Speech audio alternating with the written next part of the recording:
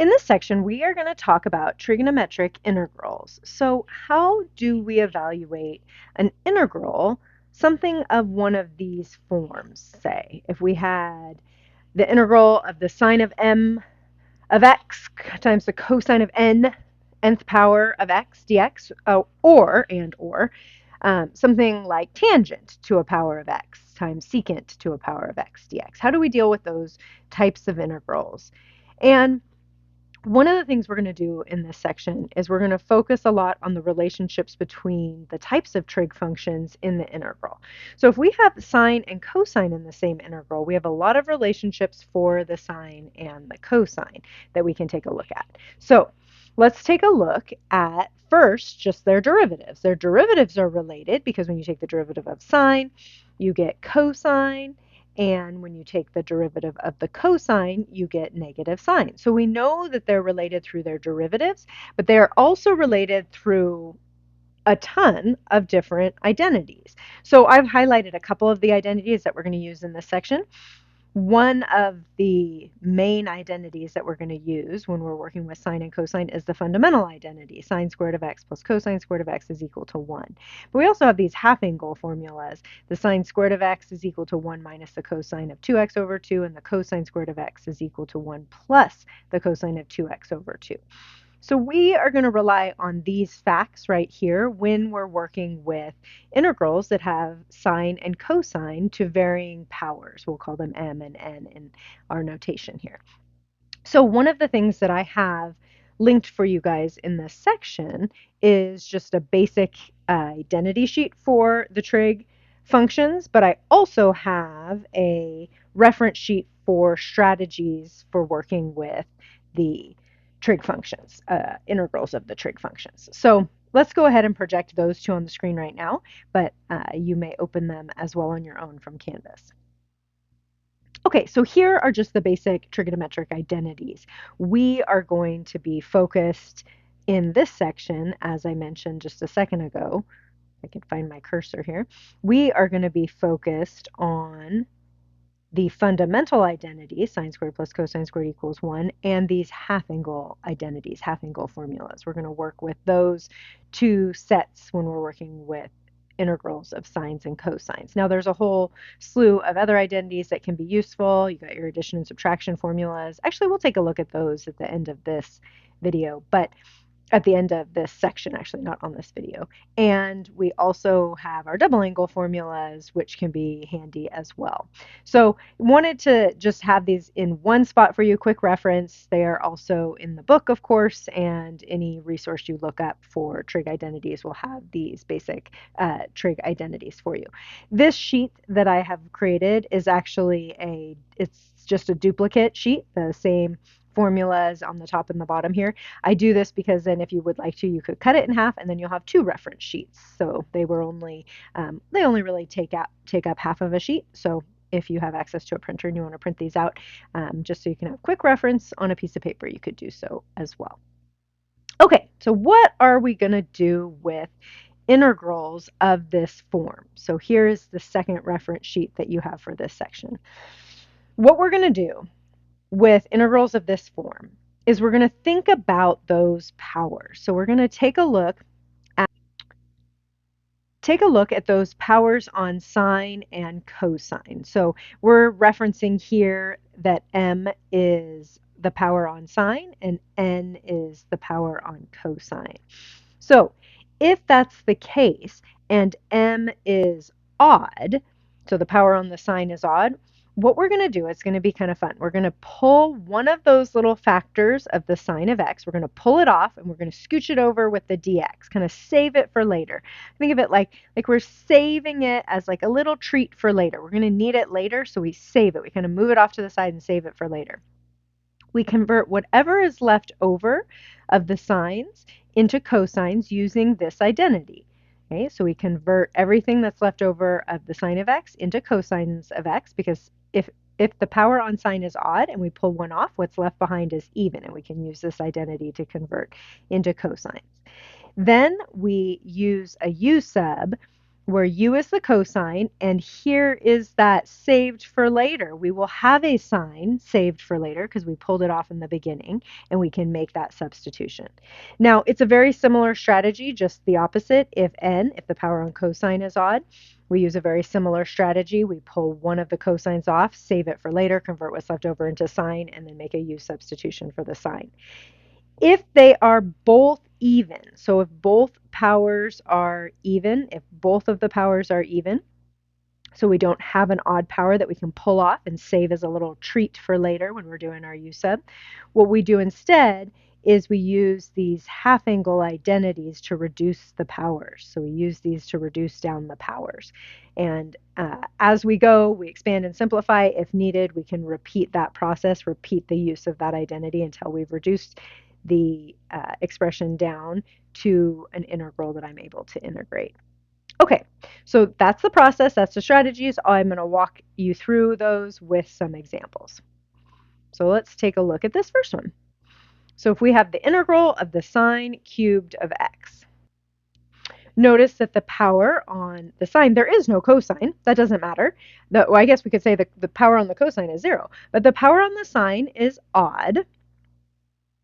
And so what we're going to do is we're going to pull one of those signs off. So if that power on sine is odd, then we're going to go ahead and pull one sine function off. Save it for later.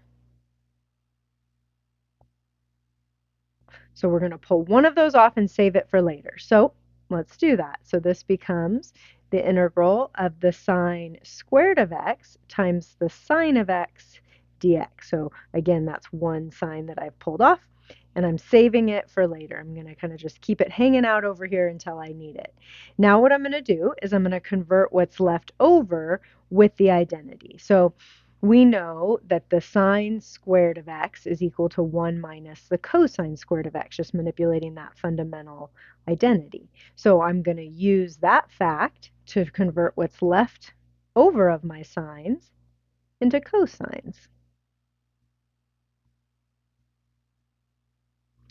And now I'm going to make a nice little u sub. I'm going to say, let's let u equal the cosine of x. Oh, if this had been raised to a power or anything, if there was any simplification to do, I would do that first. And then I'm going to go ahead and let u equal the cosine of x. Du, of course, then is minus sine of x. Dx, this is just substitution like we've been doing for quite some time now. The sine of x dx, which I have sitting out here because I saved it for later, I kept it off to the side, is negative du. So now I can make the substitutions, and this becomes 1 minus u squared. That sine of x dx is a minus 1 du, because we've got that minus 1 right there. And look at that. Now this is something I can integrate. I'm going to go ahead and distribute, before I integrate, I'm going to distribute the negative 1. So this is u squared minus 1 du. And now I can integrate. That's just u cubed over 3 minus u plus an integration constant. But my u was the cosine. So this is the cosine cubed of x over 3 minus the cosine of x plus c. And that is my integral using really nothing new here, just utilizing what we know about the relationships between the sine and the cosine so that we can manipulate and make a substitution. So using substitution, which we already know, using identities, trig identities, which we might need to refresh on, and then a little bit of manipulation to get it into a form that I can integrate with substitution. So there's my answer for the first problem. Now let's take a look at another problem. We've got cosine to the 7th of x times sine squared of x dx. Now the cosine has an odd power, so that's telling me let's pull one off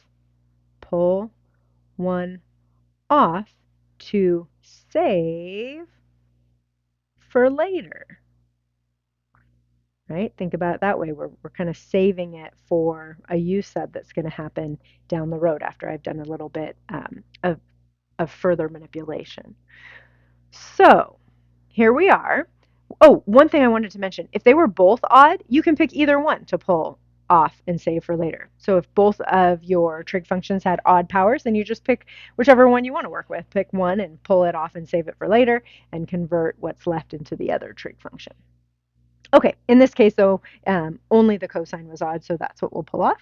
So we've got the integral, we've got cosine to the 6th of x, we've got sine squared of x. We're pulling one cosine off and saving it over here for later. And what's left behind of the cosine, we got to convert into sines. So how are we going to do that? Well, we do know that the cosine squared of x is equal to 1 minus the sine squared of x, but this was cosine to the 6th. So what we have to do is we have to do a little bit of algebra there first so we can make that substitution. Cosine to the 6th is cosine squared cubed times sine squared, carry the rest of it down, sine squared of x, cosine of x dx. Now what's left here is inside of a cube, and cosine squared, we can use our identity that we have. So we'll go ahead and use that identity, convert this into 1 minus the sine squared of x cubed times the sine squared of x cosine of x dx. Now I am going to have to expand out that cube eventually, but I think I'm going to do my substitution first so that I can work with u's instead of with sines. So if we let u equal the sine of x, we've got it all nicely cooked up. Remember, we saved that little cosine over here for later, so we've got it cooked up nicely so that now when I let my u be the sine of x, I already have my du sitting off to the side, cosine of x dx. I can make that direct substitution. This is going to become the integral of 1 minus u squared cubed times u squared du. Now I do have to expand that before I can integrate it, but I have got it into a form that I'll be able to do that in.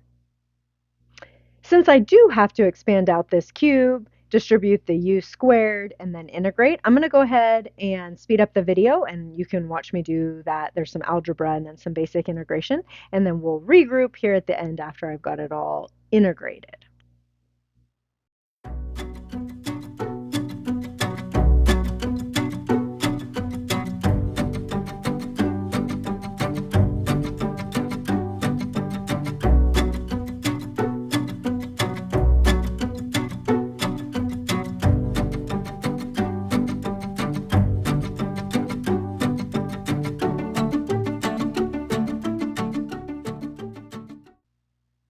Okay, so did my simplification, expansion, integration, and now all that I have left to do is substitute my u back in. So remember that u was the sine of x, so this becomes sine cubed of x over 3 minus 3 sine to the 5th of x over 5 minus 3 sine to the 7th of x over 7 minus the sine to the 9th of x, sine of x to the 9th over 9 plus c. And we've got our integral that we were able to integrate once again by using a little bit of manipulation with identities, pulling off one of the factors on the odd power there on cosine, and then converting what was left with identities and using a nice little substitution. All right, let's do one more example.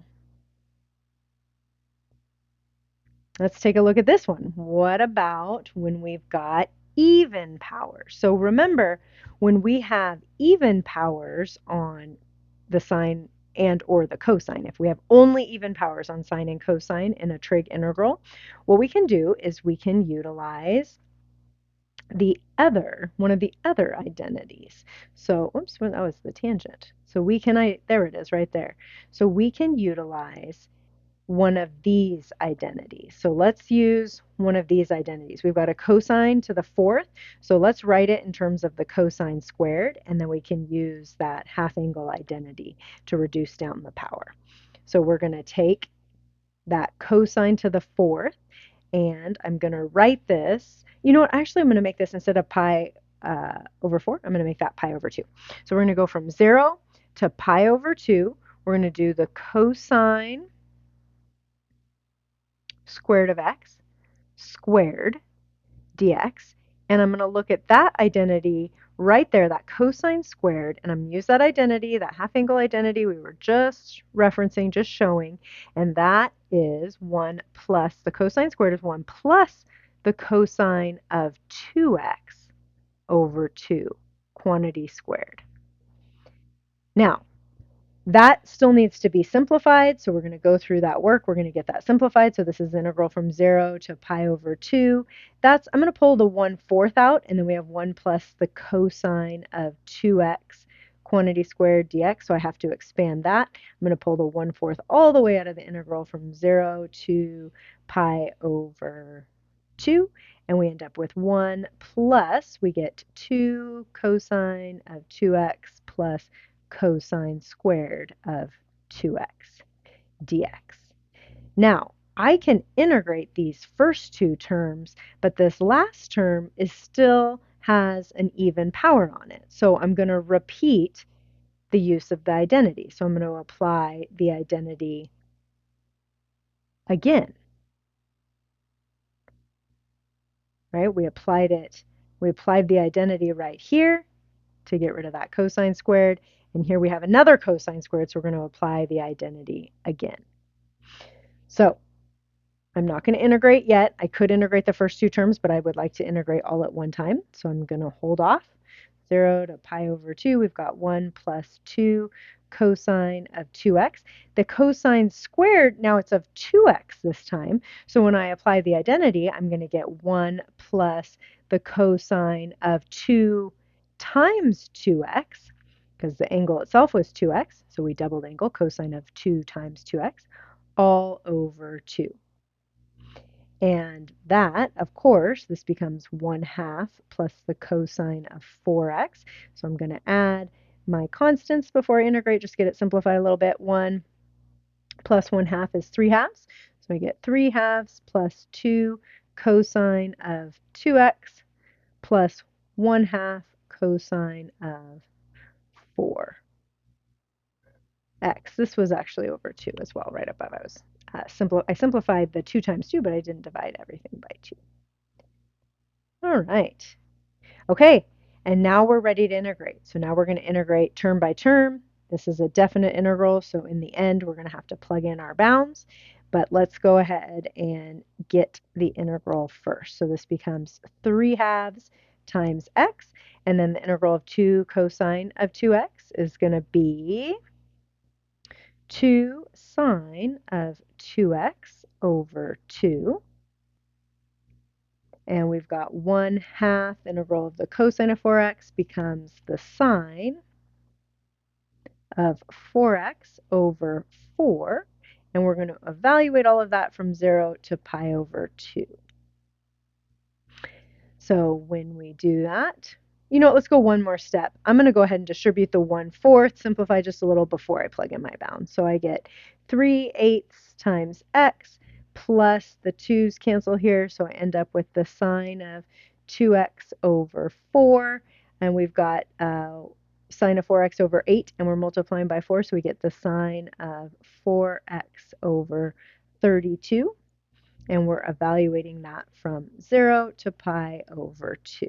And then we're going to go ahead and plug in our bounds and see where we end up here. So if we plug in pi over 2, we get 3/8 times pi over 2 plus, and then we get the sine of, when we plug in pi over 2, we get the sine of pi over 4, which of course is 0. And then when we plug it in here, we get the sine of 2 pi over 32, which is also 0.